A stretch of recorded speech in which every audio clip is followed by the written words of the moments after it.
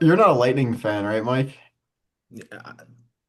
You don't care. No, I mean, in a way, well, when I was bartending when they went to three Stanley Cups, so I was like me and Eric were passionate Lightning fans because how Florida works is all the college kids go home at the end of April, and all the snowbirds leave right around now too. So Tampa's dead. There's no money to be made as a server or a bartender. People actually stop hiring right around now, and they'll rehire in October. But when the Lightning are winning, you can make money all the way to June.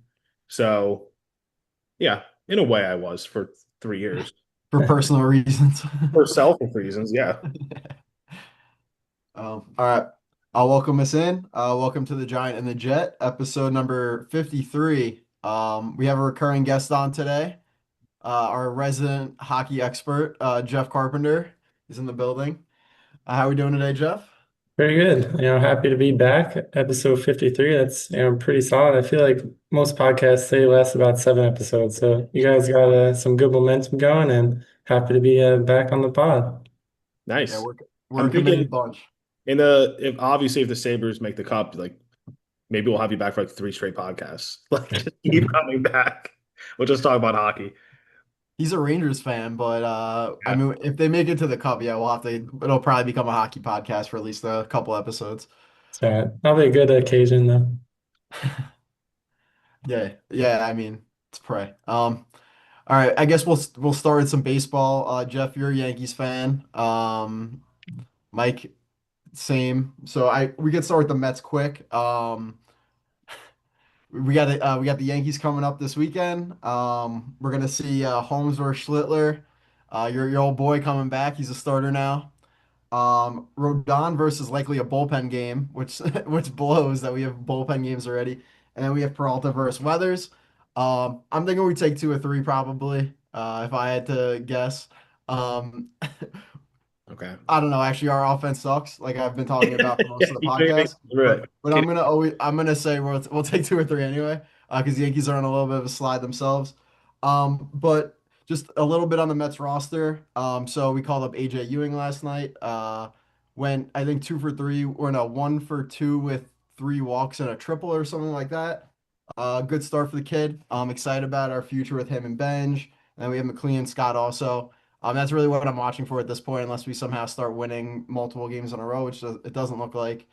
And then just talking about the injury bug. So Francisco Alvarez down with the torn meniscus. The hits keep coming and they don't stop coming. Him, Robert, Polanco, Lindor, and then Soto for even a little bit. We've been getting the injury bug bad, and for a few of those guys we signed, it's not too big of a surprise, but they came with injury risk, and of course they all hit at once, so tough to see. But that's my Mets talk. Nice and easy, brief. Jeff, Let's jump over to the Yanks. think Jeff, you have anything to say about the Yanks? All I saw is they called up Volpe and he struck out recently. So they're definitely pushing that agenda on him. But they've been pretty good. I saw, Jazz Chisholm's been struggling a little bit. Like baseball is such a long season. You can't really get, too mad about like a slow start. I'm gonna Yeah. because I really do think this will be a hockey pod. I'm gonna go really fast. Bob, do you mind if I just go Yankees into Giants? Yeah, and if you want to do the next two, you could just 1-1-1. I'm gonna try to do it literally as fast as I can so we can get to the meat and potatoes of this. So my Yankees thing is we've lost 5 out of 6. Free just went down earlier today, so and Volpe's called up. So we're looking at the same exact thing. My only thing that I say is new is I think we had a really hot start because of Rice. He was batting at 1.346, um, basically being a top five baseball player in the entire league. Clearly, if he's not doing that, like Judge is going to be Judge. Judge is Mickey Mantle. Judge is Babe Ruth. Numbers wise, not winning wise. Um, basically, I can't. No one can actually think Ben Rice is gonna be Juan Soto, right? No one actually thinks he can be a top five player. So we're still a long ways away from actually being a great team. Rice's injury set us back. Freed's injury, we'll see what happens. It's the elbow, always bad, but it's that's scary. that's my Yankees update. What I will say is I'm glad. we're about to go play the worst team in baseball. Literally, Bobby's already he knew what I was gonna say. Uh, Second worst. We passed the Rockies last night. that's good. We'll be home. Being at home, being in New York's huge. And that some of you might be thinking, no, you're in Queens. Yeah, well, have you seen that stadium recently? There's like literally 1,500 people at a 50,000 per ballpark. So, Bob, congratulations. You and your pathetic franchise will make some money this weekend because all the Yankee fans in Queens will go there. Should pay for, I don't know, one minor league guy. I don't know, The good. day of Soto's contract. Yeah, it should pay for his at bats that day. Looking for an easy sweep. I literally I wrote this. I would be shocked if it wasn't.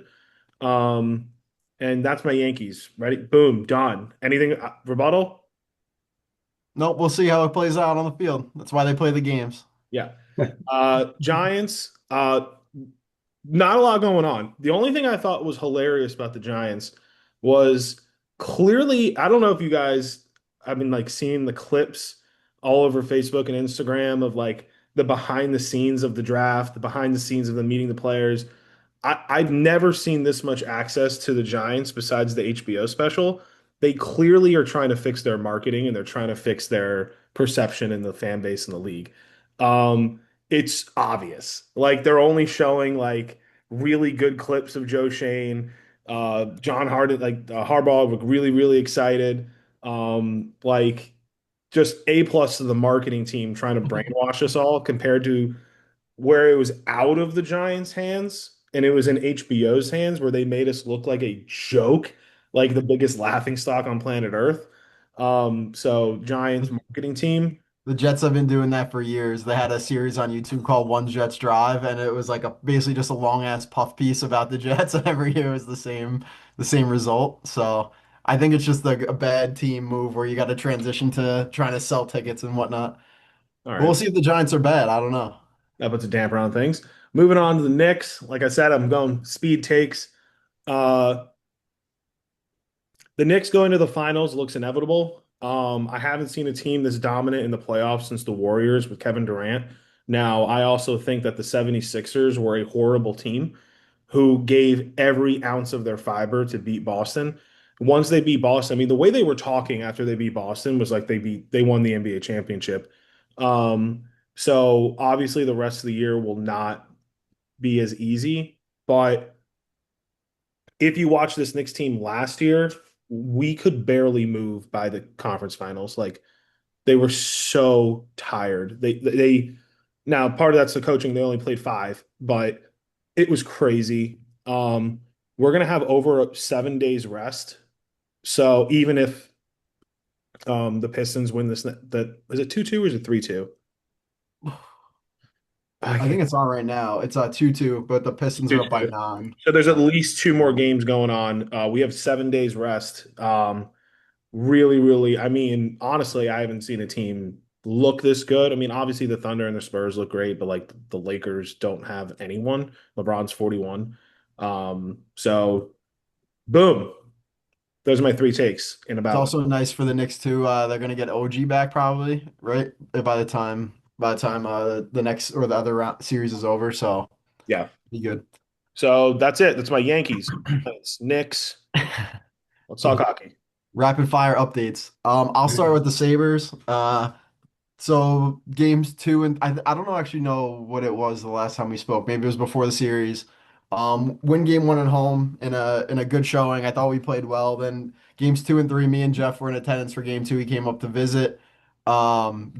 Got slaughtered, manhandled. Any way you look at it, we just were not good. And then last night, bounced back, 3-2. It was a penalty fest. It seemed like the refs were ready to call anything. Players were jumping, diving all over the ice.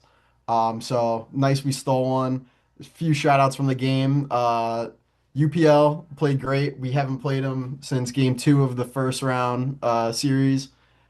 He bounced back. He had a great showing. Zach Benson, his 21st birthday, scored the game-winning goal. He's been lights out for the whole playoffs.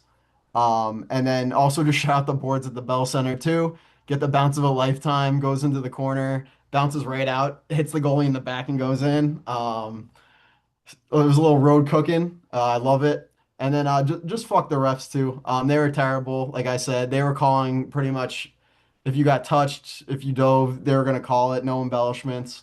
So I thought it was a poorly officiated game all around. I know we did whack them in the face probably like three to four times, I'll say. But the rest of them were kind of bullshit. So fuck the refs and go Sabers. Got a game tomorrow night at home. I'll be there in attendance. Can't wait for it. With that said, let's talk about hockey in a bigger picture. So I introduced Jeff beginning of the podcast, recurring guest, one of our few recurring guests. Let's get right into it, Jeff. So it seems like at least so far in the playoffs, there were a lot of teams that were like expected to win. You kind of knew the Avs were gonna roll. The Canes looked like they were primed to roll.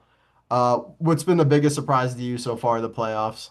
I think there's a couple that stand out to me. One so far would probably be Montreal beating Tampa in the first round. I Yeah. did pick them to win in seven. I do like their speed, their youth, but them actually doing that is still pretty impressive. It's kind of symbolized like a bit of a changing of the guard between like teams that used to dominate and kind of build up dynasties, kind of the start of 2020s compared to now, and even Buffalo is a bit of a symbol of that. But as far as one thing that really stood out to me, you mentioned Carolina. I didn't.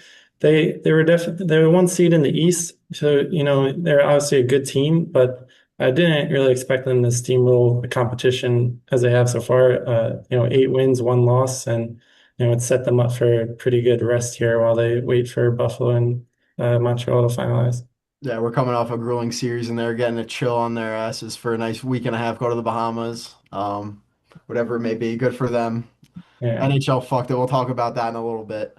Um, so like you said, the Hurricanes have looked dominant, and up until I think tonight they're actually getting killed right now. What's the score? 3-0 Minnesota. The Avs and the Hurricanes have both by far looked like the most dominant teams. Do you think we're destined for them to face off? And if not, which team would knock them off, or either of them, I guess both of them off to make it to the cup and win the cup? Yeah, I mean, it's definitely looking that way. At my bracket, I did have Colorado, Carolina, which it's kind of tough, like picking the number one seeds in Yeah, a each little chalky. conference.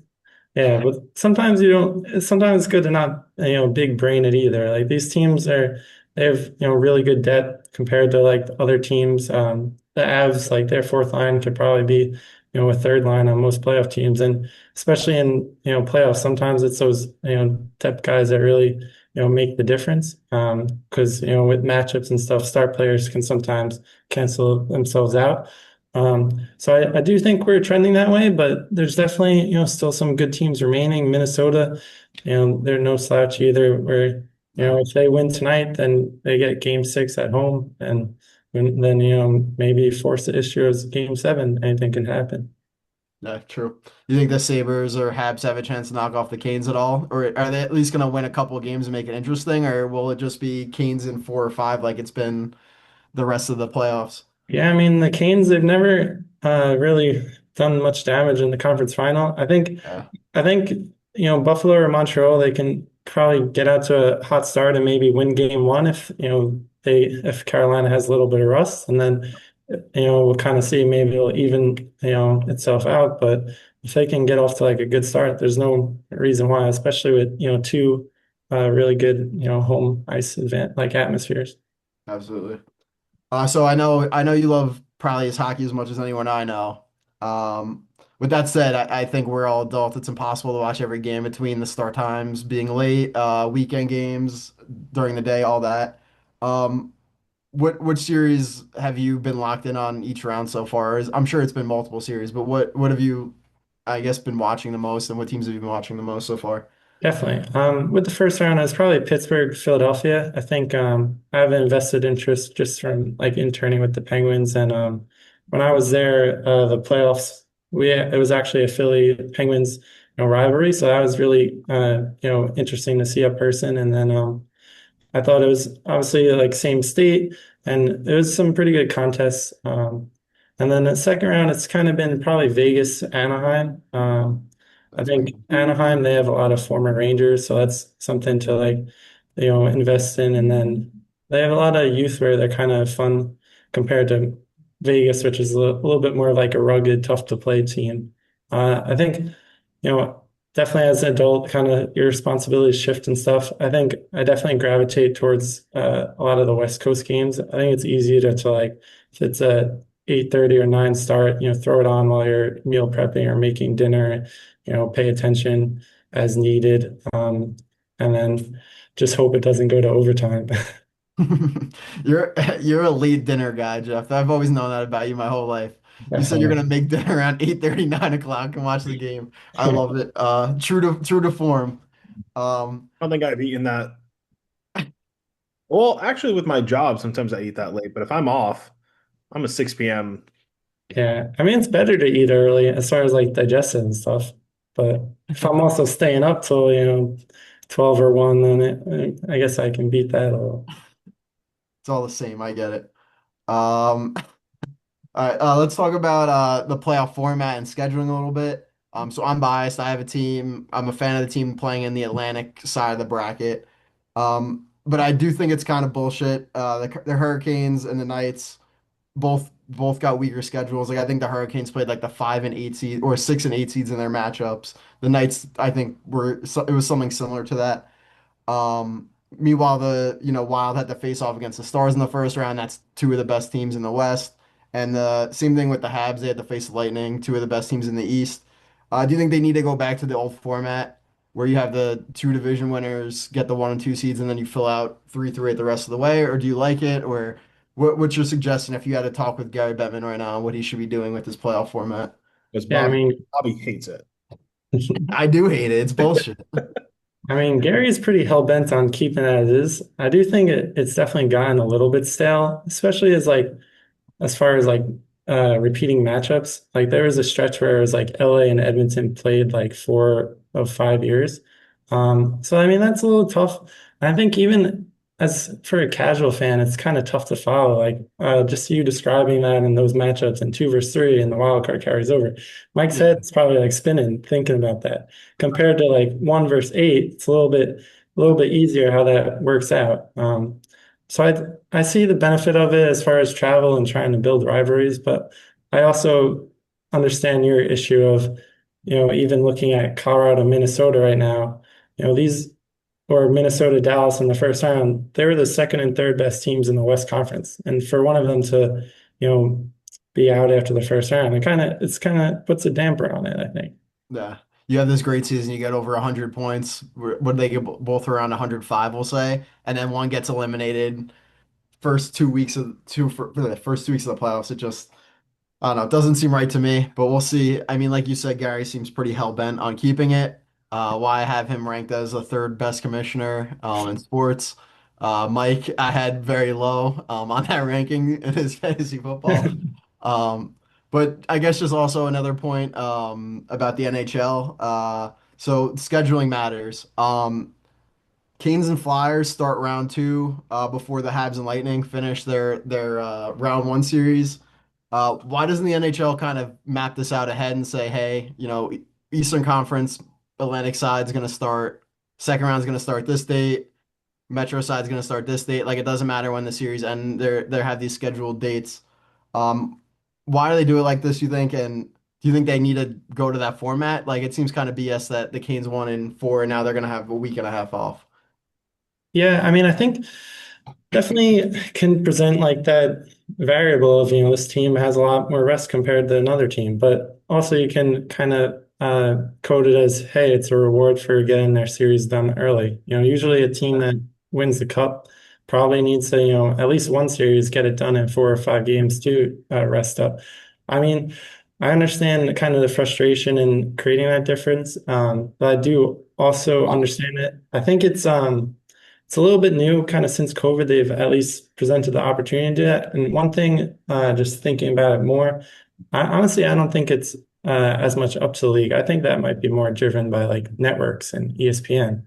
Uh, Arena schedules too, probably.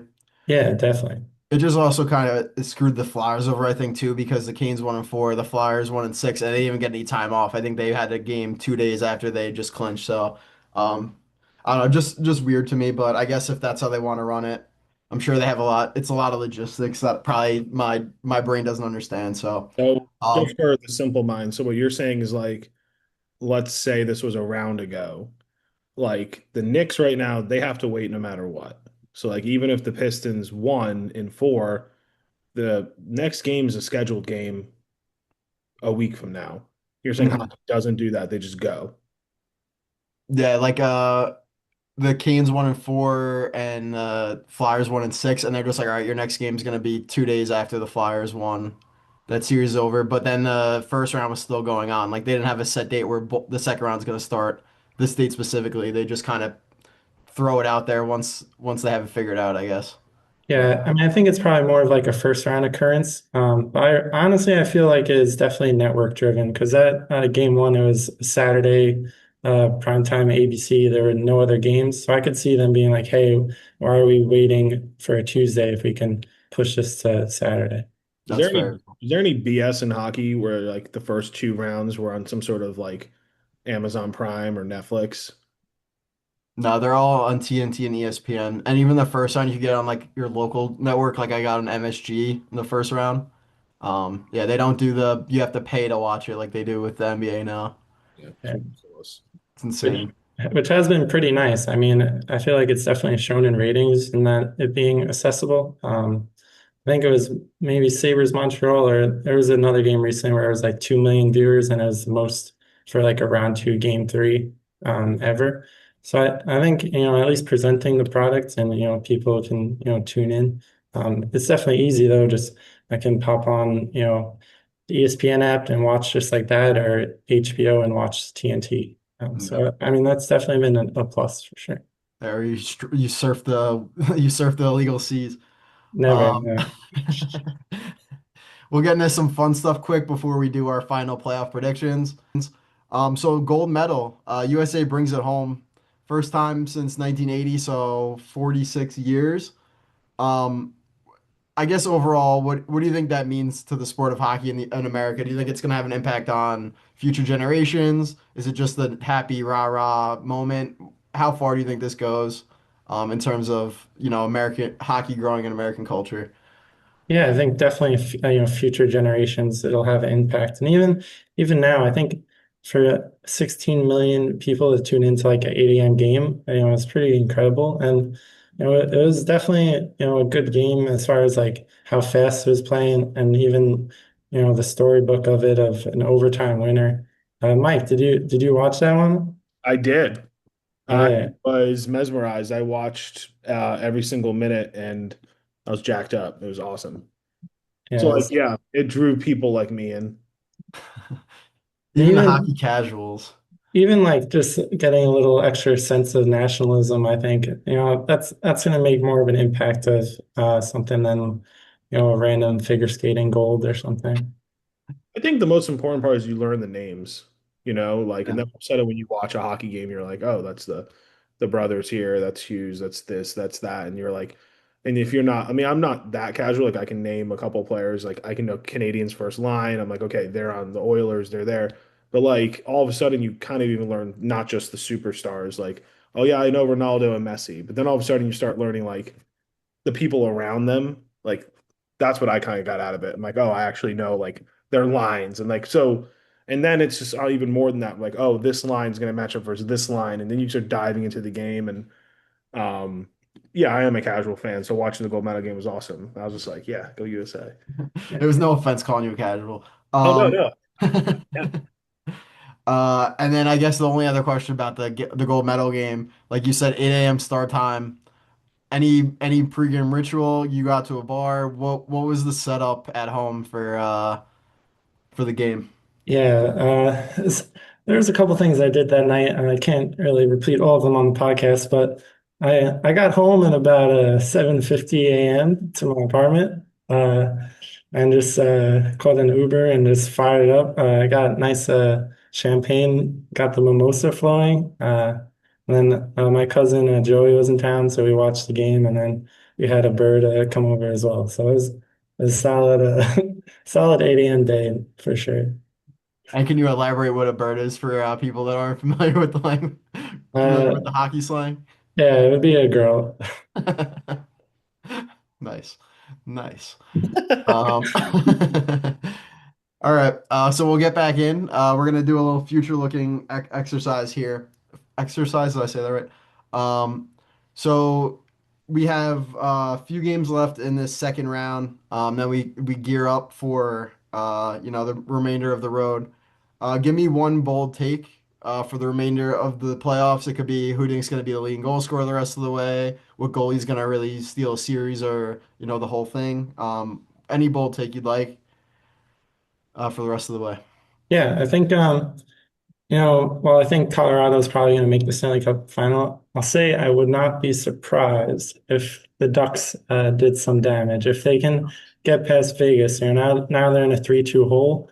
But I would say they probably have the best goalie left in the playoffs, which some maybe yeah, steal a series. And I also don't want to discount their coach. They got Quenneville in this year. He took a little bit of a hiatus. But he helped lead a couple of Chicago teams that won the cup, and I think in playoffs, coaching kind of has a little bit more of an impact. Regular season sometimes, obviously there's systems established or maybe plays off the power play, but when you start like matching lines, and sometimes that experience shows a little bit more coaches. I know, like if you're have a game on Tuesday and then you fly to a random city on Thursday, maybe there's not like a massive amount of, prep done, but when you're in a series the prep on your opponent definitely, is a lot more prevalent. And I think sometimes you see situations where, coaches kind of figure out the other team and one coach might struggle to adjust. And then next thing you know, they're, on the bus home. So I think that could be something that could unfold. I joked in October, I like the Ducks. I just said to make the playoffs. But we'll see, what they can do here if they can get past Vegas. One more thing on the Ducks before we jump into predictions. Why'd they go with their jersey colors? Why isn't it purple and black, the classic Mighty Ducks? Why'd they go with orange and white and whatever that ugly shit that they have on now is? Yeah, I wish they did do like the purple and tealish color. I think Yeah, some of it might have been related to Disney where they might have had to like purchase the rights. I don't know. And you might be right. I think that was like the original where they kind of rebranded away from it, and then they've had like retro jerseys though, but I guess apparently you have to like make one jersey set for the whole series. So it's not as easy as like game seven. All right, let's bring out the retros. But Be I cool. mean, I agree. It would be cool if they went back to the original colors. Yeah. All right, let's get into it now. We'll go round by round. Give us if you want to do the amount of games, just the winner, however you want to do it. So we'll start back. We're in round two. Sabers and Habs are tied 2-2. Who do you think ends up winning that series? Yeah, don't kick me from the chat. I'm gonna say Habs in six. They win the next two? Yeah. Okay. It's depressing. Hate to hear it. But good thing it's a prediction and Yeah. not actuality. We have Ducks against the Knights. The Knights are up 3-2 in the series right now. I'm gonna go a little crazy and say Ducks in seven. Ducks come back and win. Okay. Then we have Wild and Avs. Avs are up 3-1 in the series. It looks like they might lose tonight. I haven't gotten a score check in a little bit, but Yeah, I saw they fell behind early, so I'll say Avs in six. The Wild are winning 3-1 second period. Okay. so Wild win tonight, and then Wild win tonight. Avs close them out next game. You think? Yeah. Okay, so then we have Canes versus Habs in the uh, Eastern Conference Finals. Yeah. I think it'll probably be Canes and Avs get past into the cup. Canes and how many? I'll say Canes and I mean it depends on the opponent, but probably I mean they have home ice. I would say Canes in six. Canes and six, and then Ducks, Avs, I'll say in five. Avs and five. And who goes home with the Stanley Cup? I'm gonna say Colorado in 7 games. All right. Going all the way? Yeah. We should have talked about McDavid getting eliminated. I feel like that was worth it. But anyway, it's too late now. We already did our predictions. If you Right. want to quickly opine on McDavid, that was kind of surprising, I think. I know he was a little banged up, but I feel like going back to back, I guess I don't know. It must just be grueling in the NHL to make it to the Cup every season. Yeah, Just so the Panthers too. both teams that made it last year didn't, Florida didn't make the playoffs and Edmonton lost in the first round. Yeah. But I mean, it's the old adage that so if you got two goalies, do you really have one goalie? I don't know how the math works on that, but I kind of agree with it. And, they were struggling to find a goalie to establish himself. Like you want someone to take the net. They never really found that. So it's tough. We'll see. I don't think he will be in Edmonton too much longer. And apparently they might be firing their coach today too. Apparently, it got leaked that they were interviewing Bruce Cassidy, who used to coach Vegas, got fired at the end of the year, got replaced by Tortorella with like 8 games left, even though they were in a playoff spot. And it's definitely it can't be a comforting sign if you're a coach and they're talking to other people. Yeah. So that could get a little awkward. Jeff, I don't know if we covered this, but I just had one real hockey question back with the Olympic game. Are you in favor of the overtime format? I mean, it's kind of tough. You'd want it to be. I mean, it's hard. I guess they're saying it's because they don't want it to go beyond like what could possibly be the closing ceremonies.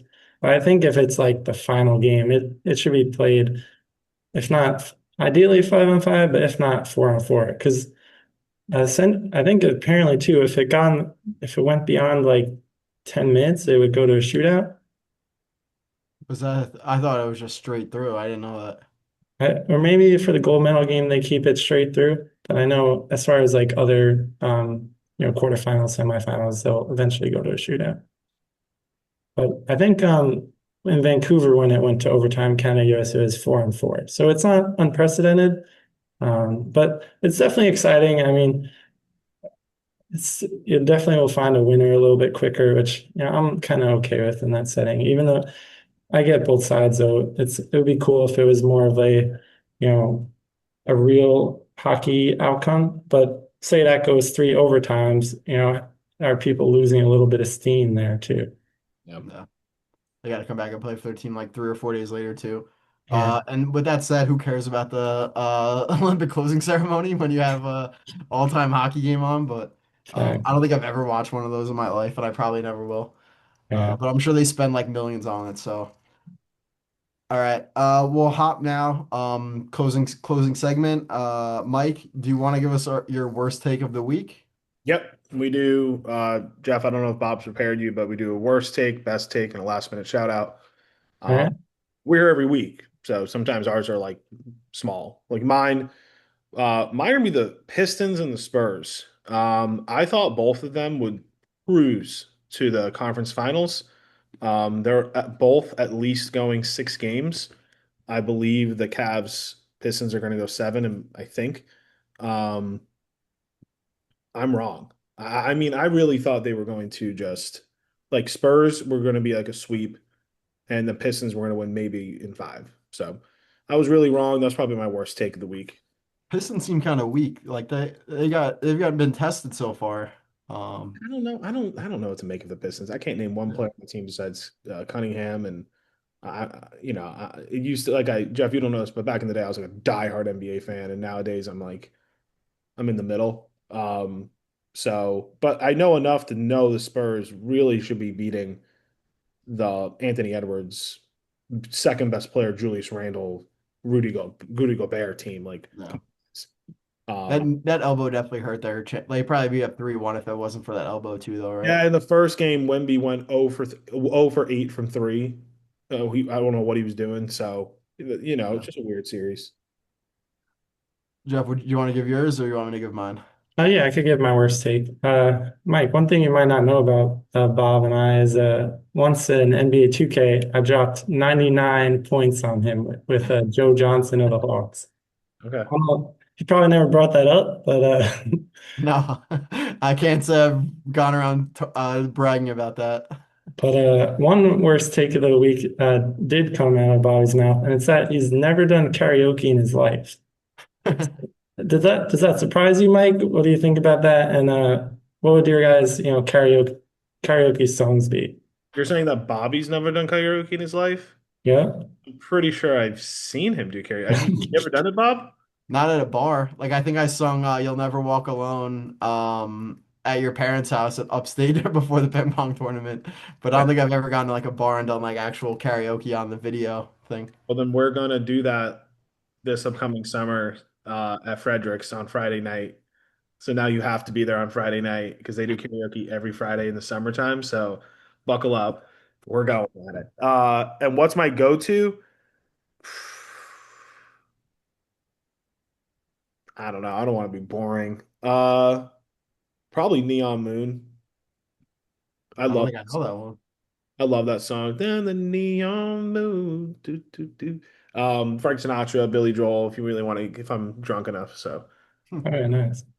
Toby Keith, if I'm in the right setting, you know what I mean? If I'm surrounded by this certain people, I'll go at it. Yeah, So I definitely do a lot better like amongst friends and kind of randos at a bar. So I do get that side. Mine would be "You'll Never Walk Alone," or I like "Reptilia" by the Strokes. I feel like that'd be a fun one to sing.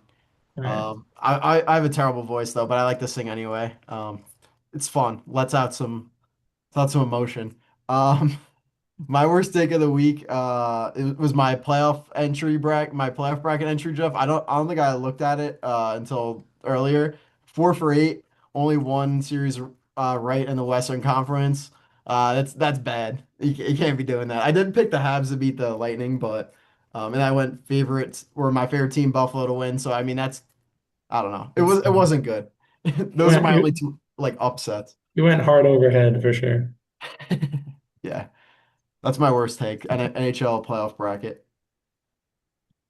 All right, Mike, you could lay this on for like the fourth time I think you've talked about in the podcast. Go ahead. no, no, Your no. best take of the week. Can't read my take and ruin the take. Oh, because I write it down beforehand. In honor of the Yankees playing the Mets this upcoming weekend, my best take just keeps getting better. So yeah, I'll mention it again. Juan Soto's just utter regret going to the Mets. What a total joke of a franchise. If you're going to leave the greatest organization in sports, at least go to a real franchise. I mean, I would understand if he was playing for the Braves or something. Um, Atlanta's a great city. Money doesn't bring you happiness, clearly. He looks miserable, and just once again, it just keeps getting better. That's my best take. He'll So, always be the one that got away for Yankees fans. The by Great the way, White Buffalo. by the way, you guys are you're ahead of the Rockies. Congratulations! Literally the worst team in baseball. Long season. Yeah. Anyway, go ahead. Go ahead, Jeff. All right. I'll go for best take, and it's going to be I guess I'll go on a personal side for this, and it would be getting to know someone again. And I'll use this could be a friend or a lover. One thing that prompted this is an interaction me and Bobby had while pretty high at the Blue Jays game on Saturday. And I asked him, and I've known Bobby since third grade, and I asked him what his favorite color was. And as a Jet does, he said green. But I mean, it's something that's definitely true. I mean, you need to get to know yourself as you age and change, and friendships evolve, relationships are evolve. So I was gonna flip this and introduce a segment of how well does the Jet know the Giant, and the Giant know the Jet. Where Oh I, boy. I have a question for each of you. All right. Um, This is fun. All right. all right. So, Bobby, what do you think? Which player do you think Mike resembled his batting stance growing up of? Derek Jeter. Yeah. Okay, okay. I, That's probably a softball. That's a good one. even though I shouldn't have because he hit the other way and I just pulled, but I put my hands like him. I would give time to Stop. Yeah. I would do 3 times like this like him. I mean every move was like Jeter. And then, so Mike, so three players that come to mind for me, but who do you think Bobby's favorite NBA player growing up was? NBA, he hates the NBA. It's Uh, between two guys. he's growing up on Long Island. I You he can give a hint too if you want, but I don't he know. better not say Carmelo Anthony. It's not a Knicks player. I'll give you that. Yeah, honestly, who it should be is either Dwayne Wade or Kobe Bryant. It's not. Nah. Two of He the has a three I was thinking of are on the same team. Where yep, and they both won a championship. Oh, sorry, the Jet and Dirk Nowitzki. Yep. Sorry, he's a Mavs. Jason Terry and Dirk Nowitzki. Yep. Yeah, he's a Mavs fan. That was stupid of me. I knew that. Yeah, the Jet. Yeah, good yeah. showing, good showing. What was your other one, Jeff? Oh, it would have been Gilbert Arenas, baby. Agent Zero. 8-0. No, I was thinking it's team. No, actually, that's a bad joke. I was gonna say Timofey Mozgov, but that's not even funny. All right, and we'll do our last minute shout outs now. Wait, Mike. Bob, uh, what's your best take? Yeah, Bob, you have Oh, yours. my best take. I didn't bet on it, but we were talking about on the way to the Blue Jays game. You called the home run from Ernie Clement. He goes yard. I called in for Jesus Sanchez. He went yard, and we were talking about the over. It was a 2-0 game the day before. The Blue Jays won 14-1, I think.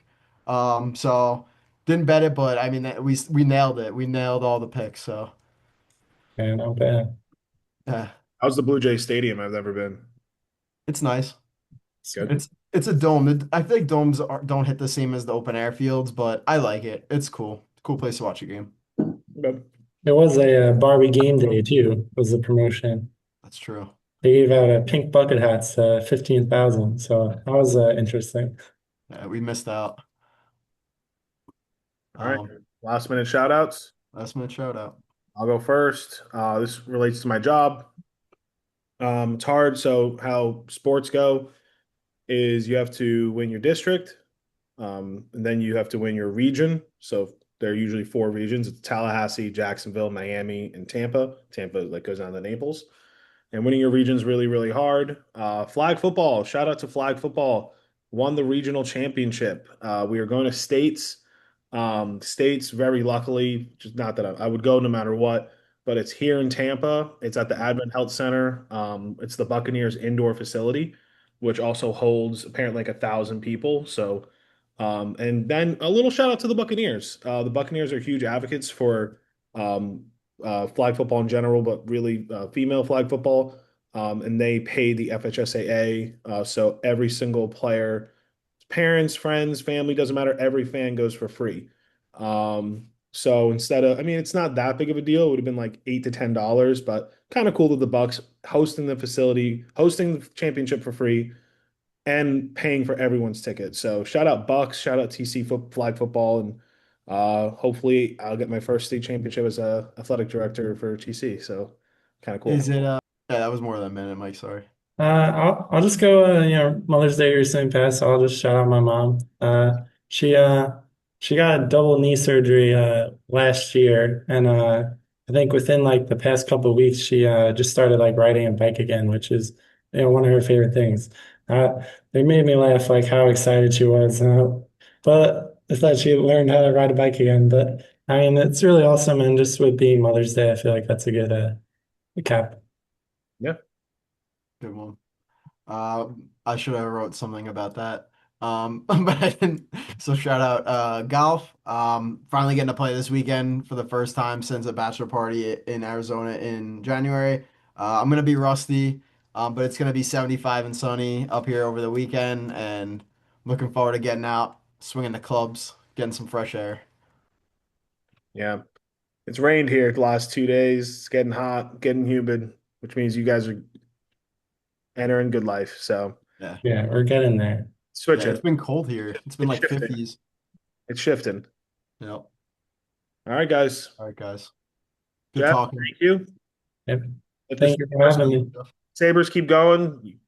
You're coming back. So All right, let's do it. We need him to keep going. Otherwise, I'm going to be depressed from the Mets. All right.